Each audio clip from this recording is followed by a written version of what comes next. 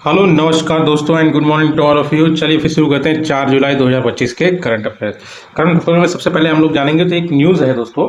Government has approved 20,534 crore worth incentive in under PLI scheme.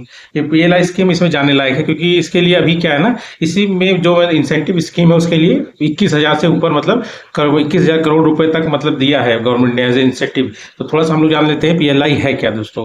PLI का full form है product linked incentive scheme. इसमें क्या किया जाता है ना दोस्तों, जैसे कि मतलब डोमेस्टिकली जो मैन्युफैक्चरिंग सेक्टर है उसको बूस्ट करने के लिए इस स्कीम को लाया गया था, जिससे क्या होगा मतलब बाहर से जो इम्पोर्ट किया जाता है देश में उसको कम किया जा सके।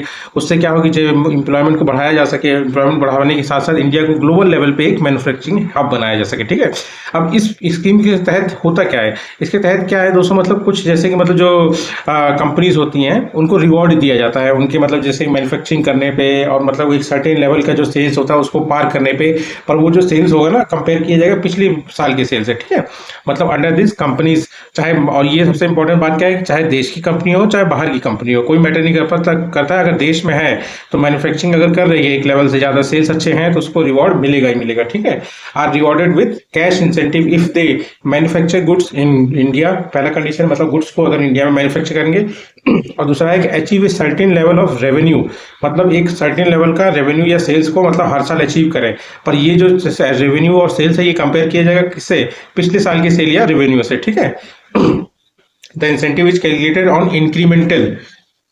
इंक्रीमेंटल सेल्स, मतलब वही जो हर पिछले मतलब जैसे इस साल का अगर इंक्रीमेंटल सेल कैलकुलेट करना है तो पिछले साल से मतलब कंपेयर करेंगे। ठीक है, इनिशियली लॉन्च पहले क्या शुरुआत में इसको सिर्फ 3 ही सेक्टर्स के लिए लॉन्च किया गया था, और अभी अगर ध्यान रखेंगे आप लोग तो जो 14 की सेक्टर है इंडिया की ना उन सब के लिए इसको लॉन्च कर दिया गया है। ठीक है, ये मतलब इंक्लूड कर लिया गया है। ठीक है, अब इसका इंपॉर्टेंस क्या हो जाएगा दोस्तों, अगर मान लीजिए अगर ये इस तरह चलने लगा तो मतलब हमारे सेल्फ रिलायंस को मतलब भारत आत्मनिर्भर जो हम लोग 2047 तक सोच रहे हैं ना, विकसित भारत का एक सपना, उसको मतलब कार्य करने में काफी अहम रोल निभा सकता है।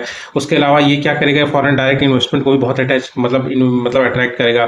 और सबसे मेन जो है दोस्तों, ये जॉब क्रिएशन को बहुत मतलब बूस्ट करेगा, क्योंकि अगर वो ज्यादा मैन्युफैक्चर करेंगे तो उनको ज्यादा लोगों की जरूरत है, ज्यादा लोगों की जरूरत है तो उनको ज्यादा जॉब देना पड़ेगा, और ज्यादा जॉब देंगे तो मतलब इकोनॉमी बूस्ट होगी, है ना।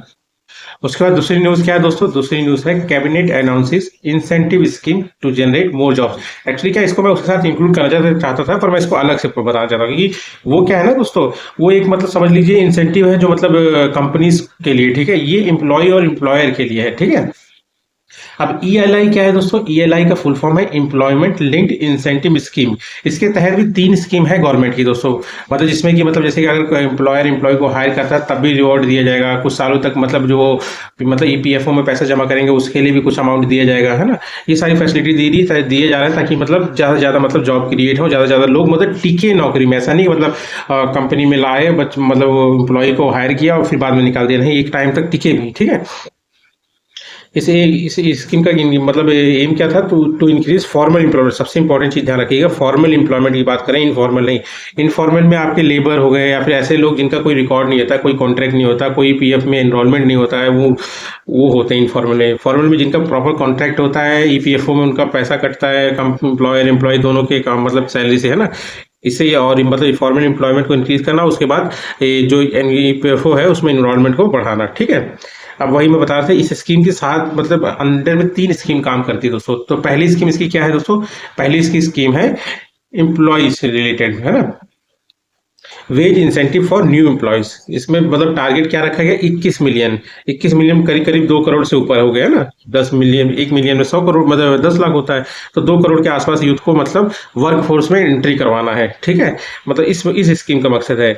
इसमें क्या है कि डायरेक्ट बेनिफिट ट्रांसफर होगा। डायरेक्ट बेनिफिट कैसे ट्रांसफर होगा, उसमें एलिजिबिलिटी क्या है कि फर्स्ट टाइम जो भी ईपीएफओ में रजिस्टर करेगा, मतलब जो एम्प्लॉय नया होगा जो फर्स्ट टाइम रजिस्टर करेंगे विथ मंथली सैलरी 1 लाख या उससे कम, ठीक है, उनको ये इंसेंटिव मिलेगा। और ये इंसेंटिव कितना होगा, ये दोस्तों होगा अप टू 15,000 रुपए, जो कि 3 इंस्टॉलमेंट में पे किया जाएगा। ठीक है, ये हो गया पहला स्कीम। उसके बाद दूसरा स्कीम इसमें क्या आ जाता है दोस्तों, दूसरा स्कीम आ जाता है ईपीएफओ कंट्रीब्यूशन इंसेंटिव, ये 4 साल का सपोर्ट देगा किसको, मतलब एम्प्लॉय और एम्प्लॉयर दोनों को। किसके लिए, जो ईपीएफओ में मतलब वो लोग पैसा डालेंगे, ठीक है। अब इसमें देख लीजिए क्या है, टारगेट इसका 3 मिलियन है। 3 मिलियन कितना हुआ, 30 लाख लोगों को मतलब यूथ को मतलब वर्कफोर्स में लाना है, ठीक है। अब इसमें क्या है, direct incentive to both employ and employer of EPFO. जैसे कि हम लोग जानते हैं दोस्तों, जो पीएफ कटता है, मतलब कोई भी एम्प्लॉयर हो या एम्प्लॉय हो, तो एम्प्लॉय का जो पीएफ कटता है उसकी सैलरी का लगभग लगभग 12% कटता है कि नहीं। तो उसी में से कुछ सम पार्ट या पूरा पूरा मतलब गवर्नमेंट एक समय तक देगी, ताकि मतलब उसका मतलब ड्यूरेशन बढ़े। मतलब इसका एम ही क्या है कि मतलब long term formal employment retention हो। मतलब कोई भी अगर एम्प्लॉय अगर ज्वाइन करे किसी एम्प्लॉयर को, तो उसमें लॉन्ग टर्म सर्विस दे, ठीक है, ऐसा नहीं बीच में छोड़ के भाग जाए। तो direct incentive to both employ and employer और for EPFO contribution during first 4 years of employment, ठीक है, 4 ईयर सपोर्ट, ठीक है। एलिजिबिलिटी वही है, न्यू एम्प्लॉय हो, नए रजिस्ट्रेंट हो ईपीएफओ में, जिनकी सैलरी 1 लाख या उससे कम हो, ठीक है।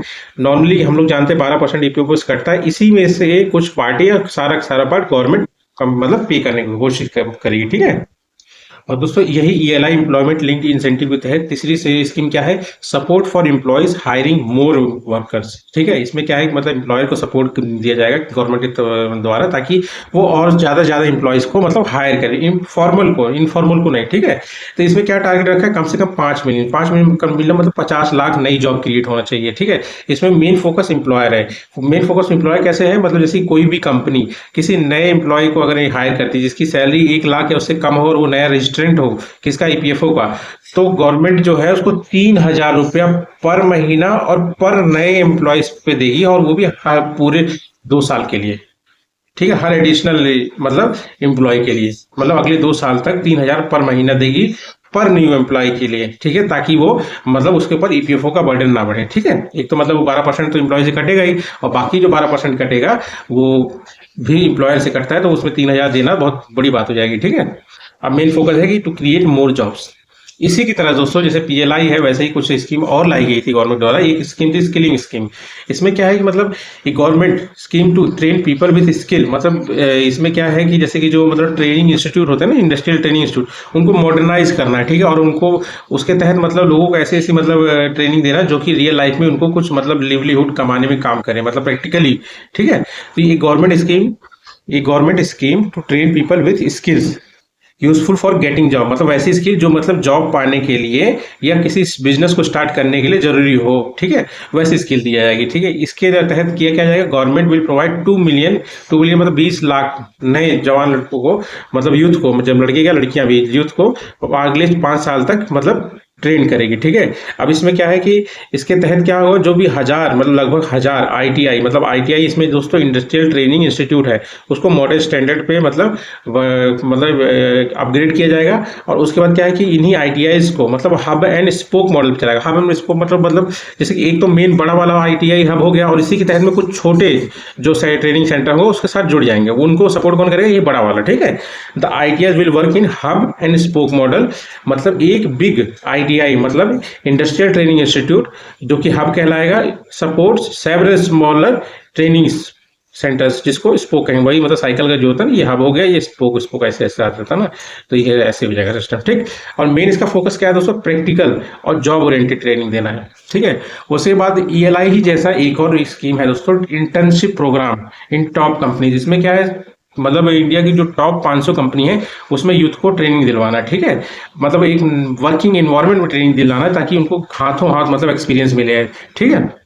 अब इसके तहत होगा क्या, इसमें टारगेट 10 मिलियन का रखा हुआ। 10 मिलियन आप समझ लीजिए 1 करोड़ मतलब युवाओं को अगले 5 साल तक इंटर्नशिप देना, ठीक है। इंटर्नशिप मतलब क्या है, मतलब chance to work as intern in India top 500 companies, ठीक है। अब इंटर्नशिप कितने महीने का होगा, तो 12 महीने का होगा, ठीक है। They will work in real business environment, यही है दोस्तों, रियल बिजनेस मतलब कंपनी में जाके एक्चुअल वर्क करेंगे, get hand on experience and learn about different careers and industries, ठीक है। इस इंटर्नशिप के तहत क्या होगा, 5,000 पर महीना इंटर्नशिप अलाउंस मिलेगा उन्हें, और एक टाइम का ग्रांट मिलेगा 6,000 रुपए, जो कि उनके ट्रैवल और डॉक्यूमेंट से रिलेटेड जो भी वर्क होंगे उसमें काफी काम आएगा, ठीक है। अब इसमें मतलब पैसे का मतलब जो मतलब इनको मिलेगा, इंटर्न जो होंगे उनको पैसे जो मिलेगा वो उसमें कैसा इन्वायरमेंट होगा, जैसे कि जो अलाउंस होगा वो तो गवर्नमेंट देगी, पर कंपनी जो है उनका जो ट्रेनिंग का जितना भी कॉस्ट होगा उसको बियर यही करेगी कंपनी, ठीक है। और अलग से 10% देगी है इंटर्नशिप कॉस्ट का, वो किसमें से, CSR। CSR ऐसा डिपार्टमेंट होता है दोस्तों जो सोशल वर्क के लिए हर कंपनी बनाती है, जो वो उसे CSR फंड कहते हैं, ठीक है। CSR मतलब कॉर्पोरेट सोशल रिस्पॉन्सिबिलिटी वाला फंड, ठीक है। उसके बाद अगला न्यूज क्या था, over 97,000 convicted under operation conviction since जुलाई 2023 यूपी गवर्नमेंट। एक्चुअली क्या है दोस्तों ना, जैसे कि मतलब क्राइम रेट तो बढ़ रहा था पर सजा देने की वो होता ही नहीं था, क्योंकि जब सजा देने की बारी आती थी या तो मतलब गवाह खत्म हो जाते थे या फिर मतलब जो सबूत मिट जाते थे, ये सब चीजें होती थी। इन्हीं सबको मतलब चेक करने के लिए, काउंटर करने के लिए इस ऑपरेशन को चलाया गया था, किसके द्वारा, यूपी गवर्नमेंट। इस ऑपरेशन का क्या नाम था, ऑपरेशन कन्विक्शन, मतलब कन्विक्शन रेट को बढ़ाना है ना। अगर कोई अगर मतलब किसी को गिरफ्तार किया है तो कुछ क्राइम किया ही होगा ना, पर यह कि अपनी बड़ी पहुंच या फिर उन सब चीजों से बच जाते हैं, ठीक है। अगर गलत है मतलब अगर सही होगा तो बच ही जाएगा, पर इसमें क्या होता था, जो गलत होते थे वो भी बच जाते थे सबूत ना होने की वजह से या फिर कुछ मतलब अंदर अंदर हो जाने से, ठीक है। तो उन्हीं सब चीजों को हटाने के लिए, कन्विक्शन रेट को बढ़ाने के लिए इस ऑपरेशन कन्विक्शन को करा गया है। इस ऑपरेशन कन्विक्शन को स्टार्ट किसने किया था, यूपी गवर्नमेंट ने किया था, और 1 जुलाई 2023 को स्टार्ट किया था, ठीक है। अब एम क्या था, टू स्पीड अप, यही है, speed up the conviction of criminals, specially जो सीरियस क्राइम होते हैं ना, जैसे मर्डर, रेप, गैंगस्टर एक्टिविटीज होगी, या फिर पॉक्सो एक्ट, सबसे मेन पॉक्सो एक्ट, चिल्ड्रंस के खिलाफ जो होता है ना, protection of children from sexual offence act, इसमें तो ज्यादा ही था, ठीक है। अब इसमें क्या है ऑब्जेक्टिव, एम तो ये हो गया, ऑब्जेक्टिव जैसे कि कन्विक्शन रेट को बढ़ाना था, और जो मतलब क्रिमिनल से जो मतलब बड़ी से मर्डर कराए, पता चला केस ही केस चलता रह रहा, सबूत आ ही नहीं रहा, सबूत खत्म हो जा रहे हैं, तो इससे क्या थे, वो निकल जाते थे बच के। तो उनके अंदर में मतलब ये मतलब भय पैदा करना कि भाई आप क्राइम करोगे तो बचोगे नहीं, ठीक है। उसके बाद जो जस्टिस है उसको मतलब स्मूथली दिलाना, मतलब लोगों को टेंशन ना हो, मतलब वो अगर आ रहे हैं तो मतलब समझ लो कि उनको जस्टिस मिलेगा। और उसके बाद जो रूल ऑफ लॉ है स्टेट में उसको मजबूत करना, ठीक। उसके बाद अगला न्यूज क्या है दोस्तों, अगला न्यूज है इंडो फ्रेंच आर्मी एक्सरसाइज शक्ति 2025 कंक्लूड, ठीक है, मतलब खत्म हो गया है। एनर्जी शक्ति मतलब एक्सरसाइज शक्ति है क्या, एक मिलिट्री एक्सरसाइज है इंडिया और फ्रांस के बीच में, ठीक है। और एक ध्यान रखना, ये बाइनियल है, बाइनियल मतलब हर 2 साल में एक बार होता है। 2025 में फ्रांस में हुआ 8वां एडिशन है, और इससे पहले जो हुआ था वो इंडिया में हुआ था 7वां एडिशन 2023 में हुआ होगा, ठीक है। इसमें ध्यान रखिए कुछ और भी एक्सरसाइज है जिसमें ये दोनों इन्वॉल्व होते हैं। एक तो देख लीजिए नेवल एक्सरसाइज है, जिसको बोलते हैं अरुण, मतलब एक्सरसाइज वरुणा बोलते हैं, वरुण बोलते हैं। उसके बाद एक मतलब एयरफोर्स एक्सरसाइज है इंडिया और फ्रांस के बीच में, उसको बोलते हैं एक्सरसाइज गरुण। एक जो है एक्सरसाइज डेजर्ट नाइट, इसमें 3 कंट्रीज है, मतलब इन दोनों के अलावा, इंडिया फ्रांस के अलावा यूएई भी पार्टिसिपेट करता है, ठीक है दोस्तों। उसके बाद आ जाता है दोस्तों एनसीबी क्या है दोस्तों, नार्कोटिक्स कंट्रोल ब्यूरो। इसने क्या किया है, top darknet based drug vendor, मतलब एक वेंडर है जो कि डार्कनेट का यूज करके मतलब डीलिंग करता था ड्रग्स में, तो उसको सीज किया है, मतलब समझ रहे, काफी महीनों से लगे हुए थे ये लोग इसके पीछे, ठीक। अब इसका नाम क्या है, ऑपरेशन मैनुअल, मतलब ये जो इसको मतलब सीज किया है, इसको जो पकड़ा है डार्कनेट वाले बेस पे जो वेंडर था, उस किस ऑपरेशन के तहत पकड़ा है, उस ऑपरेशन का नाम है ऑपरेशन मेलन, क्योंकि जो वेंडर नाम था उस वेंडर का नाम ही केटा मेलोन था, इसीलिए इसका ऑपरेशन नाम ही केटा ऑपरेशन मेलोन रखा गया, ठीक है। इसी के तहत पकड़ा गया, ठीक है। अब इसमें जानने वाली बस एक ही बात है कि डार्कनेट होता क्या है दोस्तों। डार्कनेट क्या है, एक हिडन पार्ट होता है इंटरनेट का, ठीक है, जो कि मोस्टली यूज किया जाता है इलीगल एक्टिविटीज के लिए, ठीक है। ये पार्ट ऑफ इंटरनेट होता है जो कि मतलब डायरेक्टली मतलब ट्रेडिशनल जो सर्च इंजन है जो नॉर्मली दिखते हैं उनसे आप नहीं पहुंच सकते हो इस साइट पे, ठीक है। तो एक्सेसिबल थ्रू स्पेशल ब्राउजर, जैसे मान लीजिए टॉर, इसी के तहत आप इसमें विजिट कर सकते हो, नॉर्मली नहीं कर सकते हो, ठीक है। ऑफर मतलब ये एनोनिमस जो भी मतलब ऐसे में कम्युनिकेशन बनाने के लिए, जो मतलब जैसा कोई रिकॉर्ड ना हो या कुछ हो ना, वो वैसे के लिए यूज किया था, और मोस्टली एक्सप्लॉइट किया जाता है इलीगल ट्रेड के लिए, किसमें, जैसे ड्रग्स हो गया, वेपन्स हो गया, या फेक डॉक्यूमेंट्स के लिए, इसमें ट्रेड करने के लिए, ठीक है। उसके बाद आ जाता है एनसीबी के बारे में हम लोग थोड़ा जानते हैं। एनसीबी है क्या दोस्तों, एनसीबी नार्कोटिक्स कंट्रोल ब्यूरो, ठीक है। इसको किस मतलब एक्ट के थ्रू लाया गया था, तो एनडीपीएस एक्ट 1985 के तहत लाया गया था। इसका फुल फॉर्म है narcotics drugs psychotropic substances act 1985, ठीक है। अब देखिए एनसीबी जो है किसके अंडर में आता है, तो मिनिस्ट्री ऑफ होम अफेयर्स, इसका हेडक्वार्टर नई दिल्ली में। पर इसका इंपॉर्टेंट रोल इसलिए होता है क्योंकि इंडिया को दोनों तरफ से, एक तो मतलब गोल्डन क्रिसेंट ने घेरा हुआ है, और दूसरी तरफ है आपका मतलब गोल्डन ट्रायंगल। ये दोनों क्या है कि मतलब ड्रग्स के प्रोटेक्शन के लिए फेमस है, ठीक है। अब जैसे कि देख लीजिए गोल्डन क्रिसेंट मतलब चांद जो होता है ना, चांद वाला शेप, वही उसमें कौन आ जाता है, अफगानिस्तान, पाकिस्तान और ईरान आ जाता है, ठीक है। और उसके बाद आपका आ जाता है गोल्डन ट्रायंगल कौन सा, म्यांमार, लाओस और ये क्या बोलते हैं इसको, थाईलैंड। देख रहे हो दोस्तों एनसीपी का कितना बड़ा रोल है कि यहाँ पे देखो ये ईरान हो गया, ये पाकिस्तान और अफगानिस्तान, ये चांद का शेप बनाते हैं इसलिए इनको गोल्डन क्रिस्टल बोला जाता है। उसके बाद ये म्यांमार, थाईलैंड और लाओस, ये एक ट्रायंगल का शेप बना रहे हैं, है ना, इसीलिए इनको गोल्डन ट्रायंगल होता है। ये दोनों दोनों फेमस किस लिए हैं, ये दोनों दोनों रीजन ड्रग्स की प्रोडक्शन के लिए फेमस है, ठीक है। इसीलिए इंपॉर्टेंट होता है क्योंकि ये बना के सीधा इंडिया में भेजते हैं, ठीक है, इसीलिए इसका रूल ज्यादा है इसमें, ठीक। अगला न्यूज़ है दोस्तों, INS Udaygiri delivered in 37 month. ये काफी अच्छी बात है दोस्तों, इतने कम महीने में आईएनएस उदयगिरी बन गया, ठीक है। और किसको दिया गया, इंडियन नेवी। अब किसके तहत दिया गया आईएनएस उदयगिरी है क्या दोस्तों, ये सब हम जान लेते हैं। आईएनएस उदयगिरी क्या है, इंडिजीनियसली डिजाइंड है, मतलब जो वॉरशिप डिजाइन ब्यूरो है इंडियन नेवी का, उसने डिजाइन किया है, ठीक है। मतलब पूरा मतलब आत्मनिर्भर भारत बनाने का सपना पूरा करने के लिए ये सब चीजें की जा रही है, ठीक है। मतलब इंडिजीनियसली डिजाइन है। और ये सेकंड इंडिजीनियस स्टील फ्रिगेट है प्रोजेक्ट 17A के तहत। पहले एक प्रोजेक्ट 17 चलता था जिसके तहत मतलब शिवालिक क्लास की मतलब फ्रिगेट जहाजें बनाई जाती थी। अब उसी का अब मतलब अपग्रेडेड वर्जन है 17A। इसके तहत में ये सेकंड है इंडिजीनियस स्टील। स्टील मतलब होता है ऐसी टेक्नोलॉजी जिसके थ्रू क्या है कि कोई भी मतलब रडार के मतलब चपेट में ना आए, मतलब रडार उसे कभी डिटेक्ट ना कर पाए। और फ्रिगेट मतलब लड़ाकू जहाज, ठीक है। तो मतलब स्टील फ्रिगेट किसके तहत हुआ, 17A के, ठीक है। अब प्रोजेक्ट 17A क्या है, प्रोजेक्ट 17A वो प्रोजेक्ट है जिसके तहत नीलगिरी क्लास की स्टील फ्रिगेट बनाई जा रही है, ठीक है। मतलब नीलगिरी क्लास की मतलब लड़ाकू मतलब जहाज जो है, मतलब जो कि मतलब रडार के को उसमें डिम नहीं आए, रडार पकड़ ना सके, वो वाले जहाज लड़ाकू जहाज बनाए जा रहे हैं, ठीक है। ये सक्सेसर है प्रोजेक्ट 17 का जिसमें मतलब शिवालिक क्लास की फ्रिगेट मतलब लड़ाकू जहाज बनाए जाते थे, ठीक है। ये एक एडवांस्ड वॉरशिप बिल्डिंग प्रोजेक्ट है जो कि इंडियन नेवी ने स्टार्ट किया था, ठीक है। इस प्रोजेक्ट के तहत 7 स्टील फ्रिगेट बनाए जाएंगे, ठीक है, जिसमें से दूसरा अभी आया है, पहला नीलगिरी था, ठीक है।